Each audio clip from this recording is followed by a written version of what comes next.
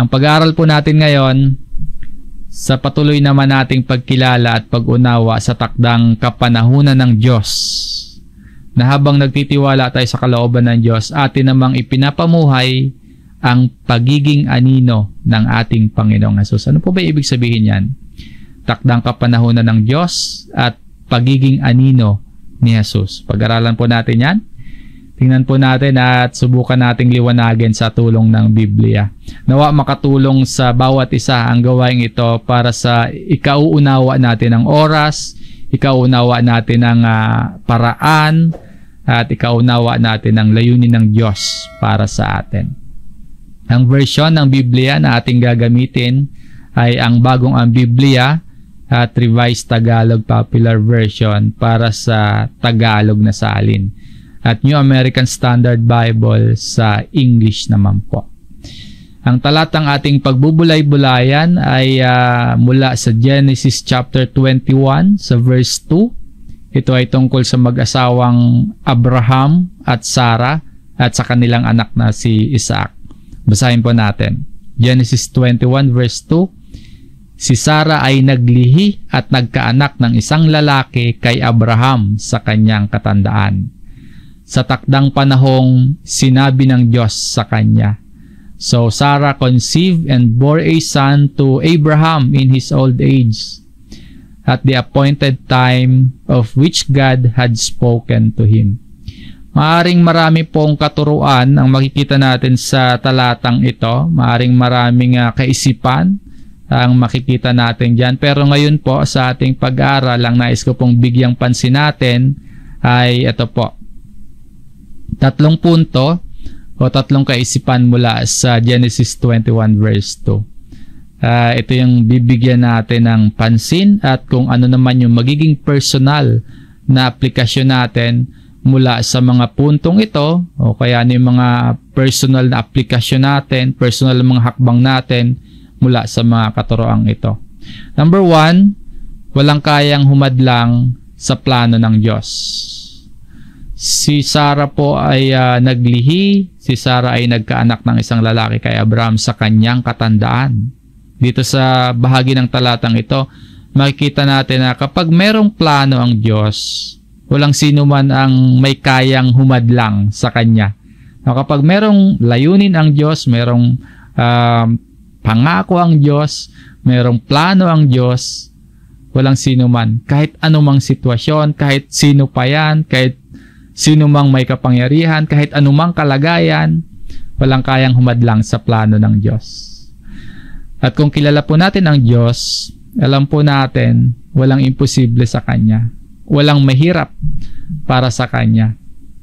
Bago po natin himayin ang main verse natin ito, para mas maalala natin at mas makilala pa natin kung sino ang ating Diyos, magbasa po tayo ng ibang mga talata sa Biblia na nagpapakilala sa dakilang kapangyarihan at dakilang kakayahan ng ating Diyos. Tapos balikan po natin itong Genesis chapter 21 verse 2 maya-maya. Basahin natin ang sinasabi ni Job sa kanyang kwento naman sa Job chapter 42 sa verse 2. Sabi po dito, alam kong magagawa mo ang lahat ng mga bagay at wala kang layunin na mahahadlangan. Pagkilala po ito ni Job sa Diyos, matapos marinig ni Job yung Diyos, tapos nagsisi siya at sinabi nga po ni Job yung tungkol sa Diyos, sabi niya dito, I know that you can do all things and that no purpose of yours can be thwarted. So, ganyan kinikilala ni Job ang Diyos, no? At ganyan din po naman ipinapakilala sa atin ng Biblia ang ating Diyos. Marami po sa atin familiar or kaya alam na yung istorya, yung nangyari yung pinagdaanan ni Job. Sa naging kalagayan ni Job, naniniwala siya na walang kayang humadlang sa layunin at plano ng Diyos. At pagdating naman po sa salvation, pagdating sa kaligtasan, sinabi mismo ng Panginoong Hesus sa Marcos chapter 10 sa verse 27, tiningnan sila ni Hesus at sinabi, sa mga tao, ito'y hindi maaaring mangyari, ngunit hindi sa Diyos.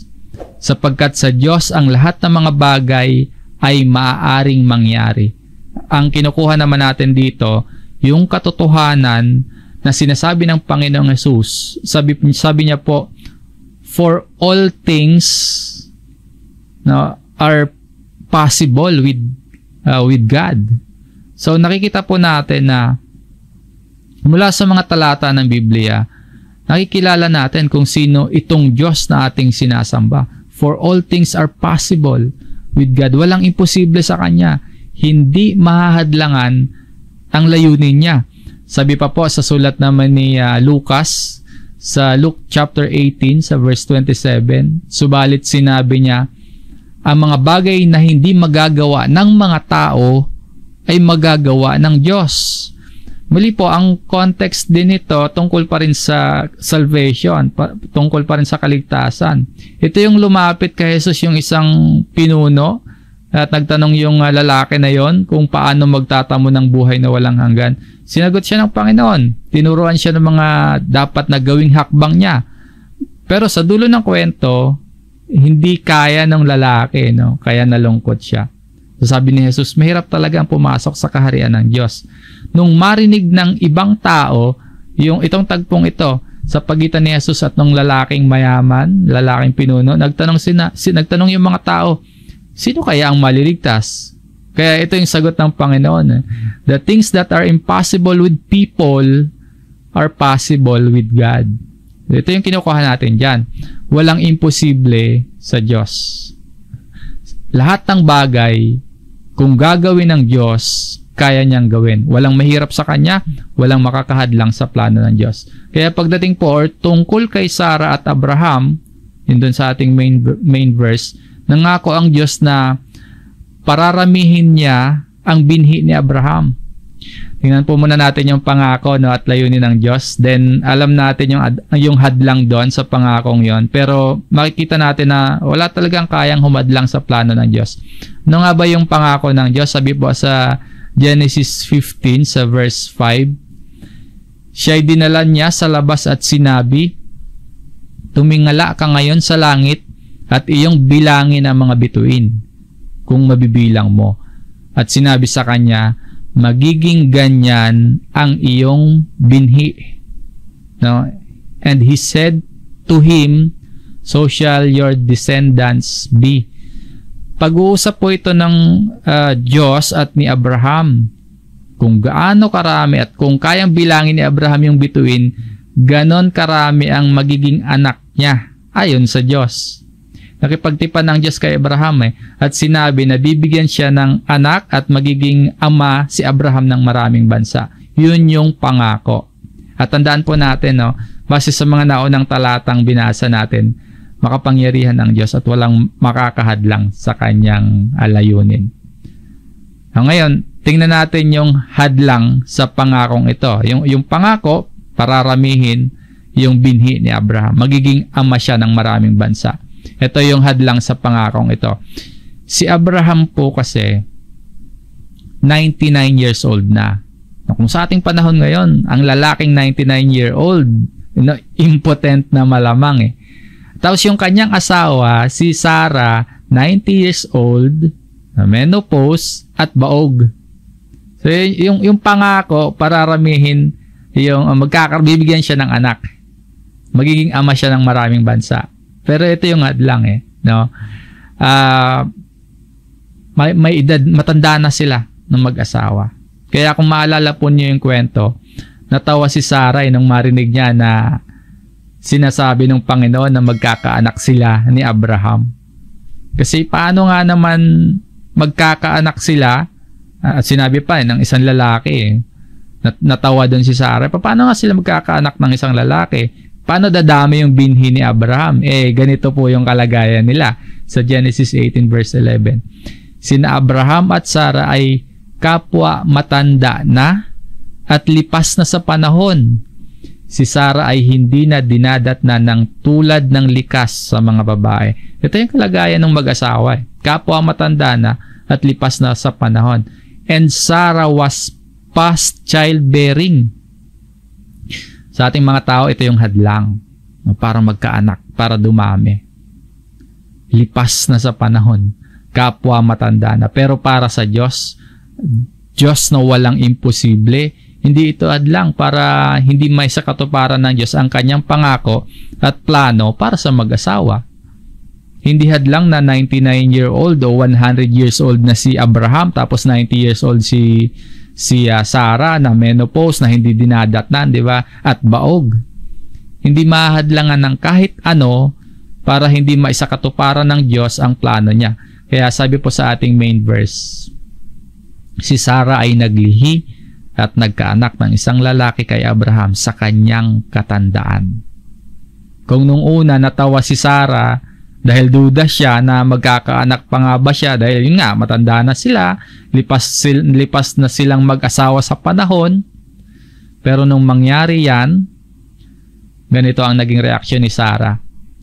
Sa verse 6, sinabi ni Sarah, pinatawa ako ng Diyos. Sino mang makarinig ay makikitawa sa akin. God has made laughter for me. Natawa ito, hindi na ng pagdududa katulad nung una. Kasi tinutuon ng Diyos yung pangako sa kanila eh. So, tawa ito ng kasiyahan. Joyous celebration. Pinasaya siya ng Diyos. Bakit po ganon yung naramdaman ni Sarah? Kasi si Sarah, sa kabila ng kalagayan niya, nilang mag-asawa, ay naglihi at nagkaanak ng isang lalaki. So, nakita natin po na walang kayang humadlang sa plano ng Diyos. Yan yung punto number 1. At sa ikalawa po, si Isaac ay anino ni Jesus. Sabi po sa verse 2, yung ating main text, naglihi at nagkaanak ng isang lalaki si Sarah kay Abraham. Yung lalaki o son to Abraham ay si Isaac. At kapag nakakabasa po tayo ng mga characters sa Bible tulad nito, ito yung dapat ding makita natin eh. Ang tawag ng mga scholars dito, foreshadow o kaya foreshadowing. Ibig sabihin po, si Isaac na ipinanganak ni Sarah ay anino ng Messiah na darating. Gagamit po ako ng konting ilustrasyon para sa mas mabuting paraan ng pag-unawa natin ng pagbabasa ng Biblia at ng mga characters sa Biblia. Ganito po yung foreshadowing. Imaginein mo po merong kang katabi tapos may liwanag or ilaw sa likod nyo na habang naglalakad kayo, nakikita mo sa harapan yung anino ng kasama mo. So alam mo may parating eh. Nauuna yung anino, yung shadow. Sa Old Testament, sa ating main verse, si Isaac yung anino na parating. Isaac foreshadowing yung tagapagligtas, yung Messiah na parating. And hindi lang naman si Isaac yan eh. Pag nagbasa tayo ng Biblia, si Adan, si Moises, anino sila ng Panginoon. So si Samson, si David, maging yung mga propeta, sila yung larawan ng darating na Kristo sa New Testament. So kapag binasa o pinapakinggan natin yung kwento nila, ang makikita natin sa kanila ay si Jesus. Kaya pagdating natin sa pag-aaral kay Isaac, ganito po yung foreshadowing eh. Si Isaac, ipinanganak sa mahimalang paraan. Diba? Si Jesus ganun din eh. Ang magulang ni Isaac, lipas na sa panahon para magkaanak. Ang ina ni Jesus, birhen. So, parehong imposibleng magkaanak eh. Kaya, sa mahimalang paraan, sila ipinanganak. Si Isaac, ipinanganak dahil sa pangako ng Diyos. Si Jesus ganun din. Isinugo, ipinanganak dahil sa pangako ng Diyos. Si Isaac, inialay. Inialay siya ng kanyang tatay. Utos yun ng Diyos. Si Jesus, ganun din. Inialay din. Si Isaac, willingly, pinasan niya yung kahoy na handog na susunugin. Maring hindi alam ni Isaac, or pwedeng alam niya, na yung pasan-pasan niyang kahoy, yan yung gagamiting panggatong sa kanya, no? Pero ang picture na dapat nating makita, willingly pinasan niya yung kahoy. Si Jesus ganun din. Pinasan niya ang krus kung saan siya ipapako. Alam natin yung kwento, hindi natuloy yung pag-alay kay Isaac. Dahil merong naging substitute. Merong tupa na naging kapalit. At ganun din po si Jesus. Naging substitute siya. Ang Panginoong Jesus naging parang maamong tupa na inialay. So, ganyan po natin titingnan or uunawain yung Biblia, no? Yung mga karakter.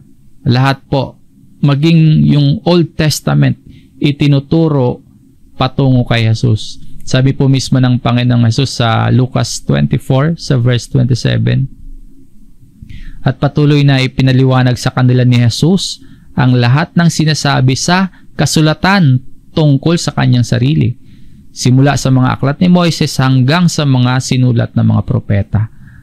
Then, beginning with Moses and with all the prophets, he explained to them the things concerning himself in all the scriptures. All the scriptures. Lahat ng sinasabi sa kasulatan tungkol kay Jesus. Ito yung paliwanag ng Panginoong Jesus sa dalawang alagad na naglalakad ito galing Jerusalem. Matapos nilang makita, yung dalawang alagad, matapos nilang makita, matapos nilang mabalitaan na namatay at inilibing ang Panginoong Jesus. So, pauwi na sila. Galing sila sa Jerusalem. Nagpakita sa kanila ang Panginoong Jesus. Ang point natin, mahalaga po na sa pagbabasa natin ng Biblia, ang mas mahayag sa atin, ang mas makilala natin ay ang tungkol kay Jesus. Nang sa gayon po, mas makakarating tayo, mas makikilala natin ang Diyos. So sa ating main text, si Isaac po ang anino ng Kristong darating. Magandang makita natin yan ha. Tapos mamaya-maya pag-usapan pa natin kung paano naman yung aplikasyon natin niyan sa atin bilang anino ng Panginoong Jesus. Tuloy muna natin yung mga pangunahing punto. Sa ikatlo po, ang takdang panahon ng Diyos. Tulad ng sinasabi natin kanina na pagkakapareho ng kapanganakan ni Jesus at ni Isaac, na pareho sila sa mahimalang kaparaanan, pareho sila dahil sa pangako ng Diyos, at pareho din pong ayon sa takdang panahon ng Diyos. Sabi po dito sa verse 2, sa takdang panahong sinabi ng Diyos sa kanya. Yung takdang panahon na yan na sinabi ng Diyos kila Abraham, kila Sarah, naglihi at nagkaanak ng isang lalaki. Hindi lang parehong ipinanganak si Isaac at Jesus sa mahimalang paraan. Kundi pareho silang ipinanganak according to God's timing. Mahalaga din po na makita natin yan Sabi po dito, ipinanganak ni Sarah si Isaac at the appointed time of which God had spoken to him. So take note po natin yan takdang panahon o appointed time. Diyan ipinanganak si Isaac. Sa kapanganakan naman po ng ating Panginoong Jesus, ang ginamit na term ni Apostle Paul, basahin natin yung Galatians chapter 4 verse 4. Subalit nang dumating ang ganap na kapanahunan, isinugo ng Diyos ang kanyang anak na ipinanganak ng isang babae at ipinanganak sa ilalim ng kautusan. Kung kay Isaac, takdang panahon, dito naman po kay Jesus, ang ginamit ni Apostle Paul, ganap na kapanahunan. But when the fullness of time came, yung fullness po o yung ganap sa Greek word niyan ay pleroma. Basahin ko po sa Tagalog yung pleroma, puno o pagkukumpleto. Kung ano ang nagpupuno tulad ng nilalaman, karagdagang bagay, karamihan, o kung ano ang puno tulad ng lalagyan, pagganap at panahon. Ito ay inilalagay upang punan, bahagi na nagpupuno, pagkukumpleto, kabuuang kaganapan. Kung ihambing po sa isang bunga o kaya sa isang prutas, may tamang panahon para pitasin. Yan yung may takdang oras ang pagkahinog, yung fullness o ganap. Hindi pwedeng bulaklak pa lang pipitasin na natin. O kaya kakaporma pa lang na itsurang bunga pa lang kukunin na natin. Hindi pwede na pipilitin nating pitasin kahit hilaw pa. So yun po yung ganap na kapanahunan o fullness of time dito sa Galatians chapter 4 verse 4. Pinapakita din ito sa atin na merong timeline ang Diyos. Meron siyang ganap o takdang panahon. Hindi natin pwedeng madiliin. Hindi natin pwedeng pilitin at hindi natin pwedeng apurahin ang oras ng Diyos. Kasi sabi nga po dito, but when the fullness of the time came, ang Kristo po o ang Mesaya na isinugo ng Diyos daan-daang taon na hinintay ng mga Israelita mula pa dun sa panahon ni Abraham. Umabot pa nga yata ng 1,000 taon yung paghihintay ng mga tao sa Old Testament. Hinintay nila yung mahabang panahon bago ipanganak si Jesus sa ganap na kapanahunan ng Diyos. So dapat natin niya makita ha, kasi po tayo minsan mainipin. Pakiramdam natin ang tagal ng timeline ng Diyos. Ang tingin po kasi natin maikli lang. Ang perspective natin dito lang sa buhay na ito. Pero tandaan po natin, ang Diyos, ang isipan ng Diyos, eternal, walang hanggan. Kaya sa ibang sulat nasasabi na ang 1,000 taon ay isang araw sa Diyos at ang isang araw 1,000 taon sa Diyos. Kasi po eternal ang isipan ng Diyos. Darating ang takdang panahon ng Diyos. Siya ang masusunod. Oras ng Diyos ang susundin. Kung kailan niya gagawin yung mga plano at layunin niya sa atin. So mula po sa ating pangunahing talata sa Genesis chapter 21 verse 2, ito po yung mga pangunahing punto o kaisipan na itinuro sa atin. Una, walang kayang humadlang sa plano ng Diyos. At dahil nakita natin sa kwento ng mag-asawang Abraham at Sarah na hindi kayang hadlangan ng anuman ang pangako at plano ng Diyos, tayo po sa ating pagkilala sa ating Diyos, ibigay natin ang ating buong pagtitiwala sa Diyos. Ang aplikasyon po para sa atin, matapos mahayag sa atin ang kakayahan ng Diyos, buong puso tayong magtiwala sa Diyos. Sabi po sa Proverbs chapter 3 sa verse 5, sa Panginoon ay buong puso kang magtiwala at huwag kang manalig sa sarili mong pangunawa. So trust in the Lord with all your heart and do not lean on your own understanding. Wala palang kayang humadlang sa plano ng Diyos, wala palang kayang humadlang sa layunin ng Diyos, kaya buong puso tayo magtiwala sa Diyos. Paniwalaan po natin na kumikilos ang Diyos ayon sa kanyang timeline, ayon sa kanyang kaparaanan, ayon sa kanyang oras. So trust in the Lord. Sabi po sa verse 6, sa lahat ng iyong mga lakad, siya'y iyong kilalanin at itutuwid niya ang iyong mga landasin. No, buong puso nating pagtiwalaan ng Diyos, buong puso natin siyang kilalanin at hayaan nating kumilos sa atin ang Diyos. Manatili po tayong sumusunod. Manatili tayong tapat na sumusunod sa Diyos sa lahat ng ating mga lakad at hayaan nating gawin ng Diyos kung ano yung mga plano niya para sa bawat isa sa atin. Sabi po, trust the Lord with all our hearts and acknowledge Him in all our ways.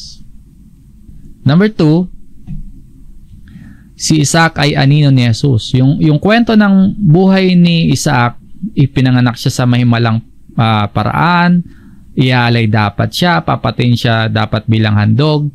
Yung kwento na yon ng buhay ni Isaac ay isang maliit na kwento na nakapaloob sa isang malaki at isang magandang kwento ng pagliligtas ng Diyos sa mga tao. Naging parte o naging anino si Isaac ng paparating na tagapagligtas o Kristo. Ganun din po sa atin. Anino din dapat tayo ng Panginoong Hesus. Yung buhay natin ngayon, ang dapat na makita ay si Hesus. Yung buhay natin ito na maikli, yung buhay natin ito na maliit, nawa po maging parte ng malawak. Itong buhay natin na ito ay maging parte ng malaki at magandang kwento ng pagliligtas ng Diyos sa maraming tao. Sa aplikasyon po, maging anino tayo ni Jesus.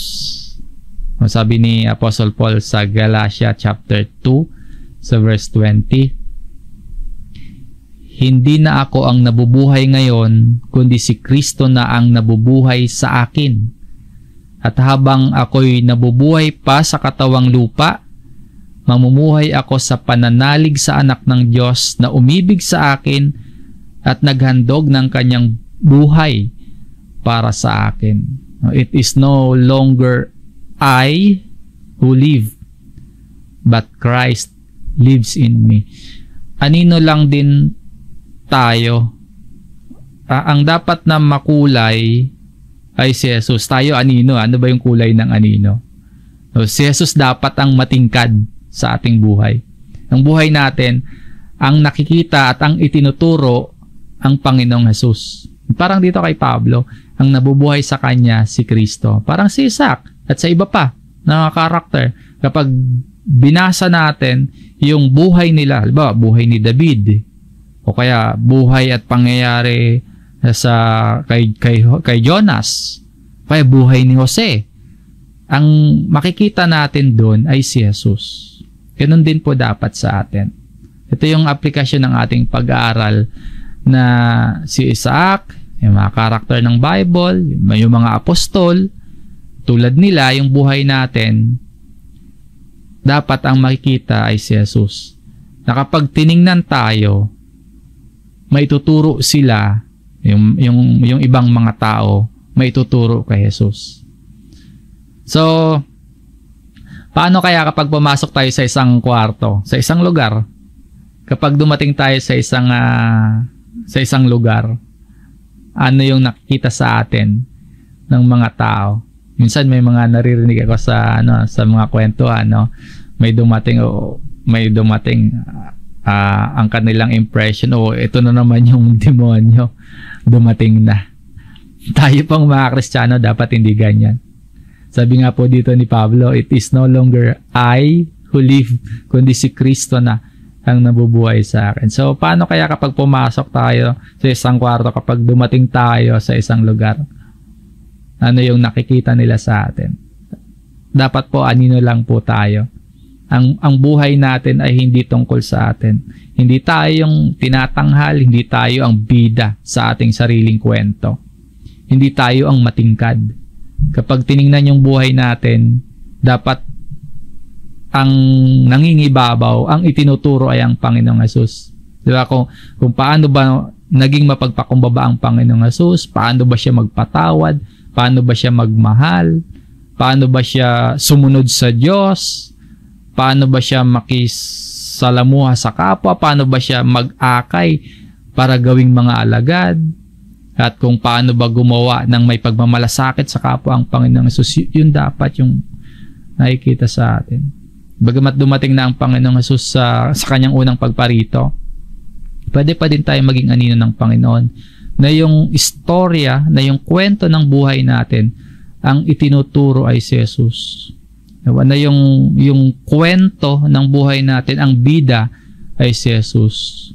Yung istorya natin, kapag tiningnan tayo, ang ating Panginoon at ang ating tagapagligtas ay si Jesus. So, pag-isipan po natin ito, paano ba tayo magiging mabuting anino ni Kristo?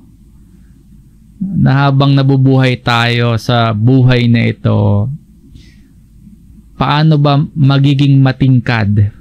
Paano ba mas makikilala si Kristo? Na sa bawat tumitingin sa kwento ng buhay natin, ang nakikita nila ay si Jesus, na ang nabibigyang kaluwalhatian ay ang Panginoong Hesus. Pagbulay-bulayan po natin yan, pag-isipan po natin yan, at magtulungan po tayo na maihanay sa salita ng Diyos ang ating pamumuhay. Number 3 po, ang takdang panahon ng Diyos. Kung ang ating buhay at ang kwento ng ating buhay ay hindi talaga patungkol sa atin, kundi tungkol dapat sa ating Panginoong Hesus, na siya ang bida, huwag nating madaliin ang panahon sa ating buhay. Ang aplikasyon natin sa takdang panahon ng Diyos, matuto po tayong magtiwala, matuto po tayong maghintay sa kaparaanan at oras ng Diyos. Dito po sa ating main verse, sa Genesis 21 verse 2, si Sarah ay naglihi at nagkaanak ng isang lalaki sa takdang panahon. Hindi lang si Isaac yung nasa isip o plano ng Diyos dyan, kundi katuparan niya ng malawak na pangako niya kay Abraham na magiging ama siya si Abraham po magiging ama ng maraming bansa. So eternal purpose ng Diyos, anino lamang si Isaac.